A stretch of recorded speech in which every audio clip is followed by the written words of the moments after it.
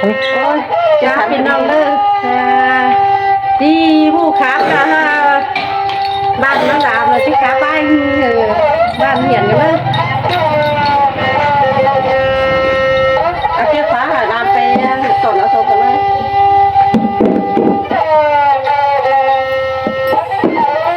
หัวกล้วยแดงใส่เลย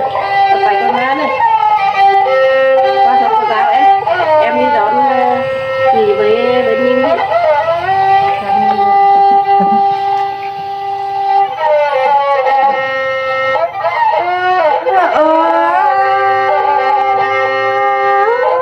Ai ơi mà Tết